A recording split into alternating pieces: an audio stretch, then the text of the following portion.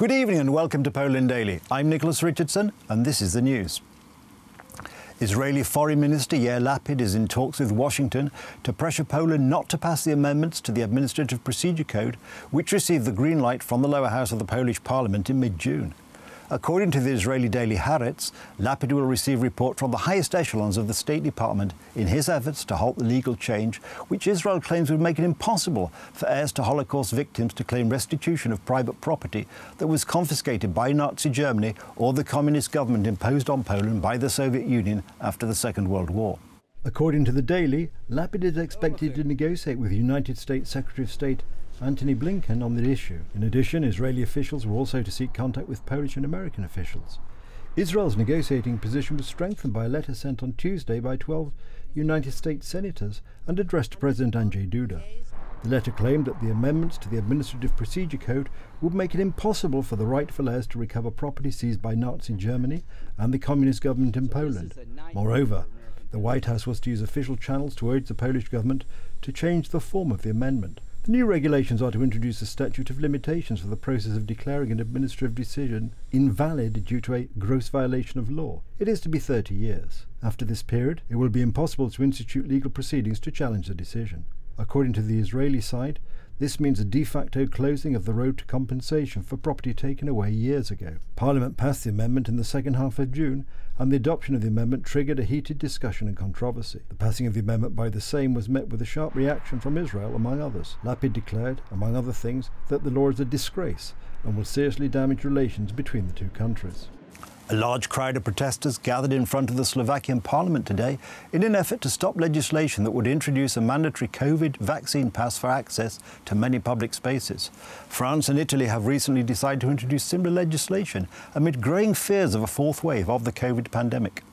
Hundreds of demonstrators blocked the entrance to Slovakia's parliament and pelted the building with eggs today as deputies debated legislation the protesters oppose on COVID-19 restrictions. Riot police were deployed to guard the building in the capital Bratislava and fired tear gas at the protesters, local media reported. Some protesters chanted Gestapo, and one carried a banner declaring "Stop Corona Fascism" over a draft law which would give people who have been vaccinated against COVID-19 easier access to public events and spaces than those who have not. Slovak media quoted Parliamentary Speaker Boris Kolar saying that policemen had been injured during the initial unrest. Protests continued peacefully and eventually dwindled after the police intervention.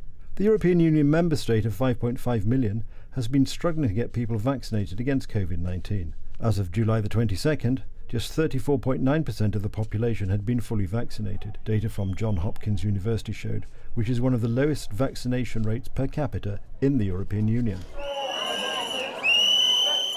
Emotions are also flaring up over Australia's handling of COVID-19.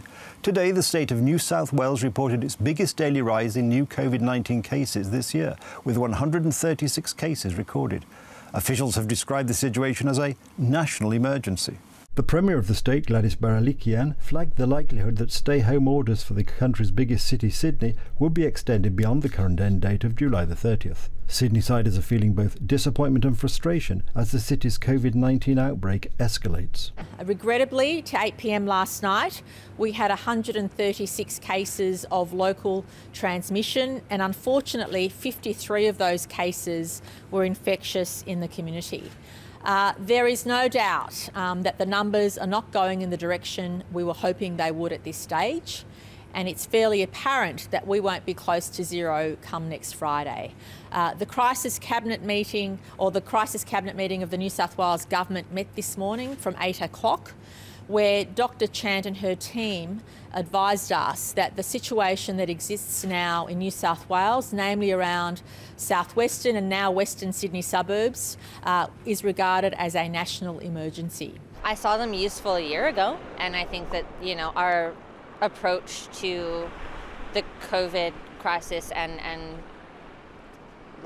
preventative measures as far as being hyper vigilant about lockdown is the reason why Australia has been so successful and had so few deaths, less than 1,000 deaths, and that's wonderful.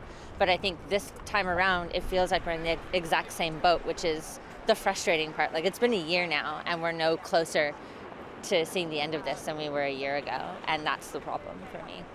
In neighbouring Victoria Strait, Premier Daniel Andrews called for a ring of steel to be placed around Sydney to stop the spread of the Delta strain, which has spread across state borders throughout the country. I want to just make this point though, if there is a national emergency, and I'm not doubting that for a moment in Sydney, then it is a national responsibility that Sydney-siders are locked into Sydney.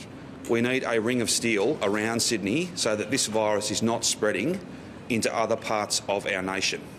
Let's focus on fixing what's going on in Sydney. Let's focus on not spreading what's going on in Sydney across the rest of our country. We will finish up with the whole country locked down if we don't do this properly. And the last thing I want is Victorians to see off this second Delta outbreak, only to have further incursions, because what's going on in Sydney is not being contained to Sydney. With just over 32,500 COVID-19 cases and 916 deaths, Australia has fared much better than many other developed economies, but the stop-and-start lockdowns and a sluggish vaccine rollout have frustrated residents. More than half the country's population is currently in lockdown. Following the recent crackdown on street protests against the Cuban regime, the United States has imposed sanctions on a Cuban security minister and an Interior Ministry Special Forces unit for alleged human rights abuses. The street protests are the most serious example of political unrest in 30 years on the island, with some commentators saying that they are unprecedented since Fidel Castro's communist revolution in 1959. The move marked the first concrete steps by President Joe Biden's administration to apply pressure on Cuba's communist government as it faces calls from US lawmakers and the Cuban-American community to show greater support for the biggest protests to hit the island in decades. The speed with which the administration has crafted new sanctions further signals Biden is highly unlikely to soften the US approach to Cuba anytime soon, after his predecessor, Donald Trump, rolled back a historic Obama-era détente with Havana. Brazilian President Jair Bolsonaro has also sprung to the defence of the protesters. The protests in Cuba are a big step for the Cuban people. Besides freedom, which is like oxygen, the soul of the human being. They are asking for medicine, food and energy. Cuba's energy comes from fossil fuels, and oil deliveries from Venezuela to Cuba have diminished, so they are lacking energy.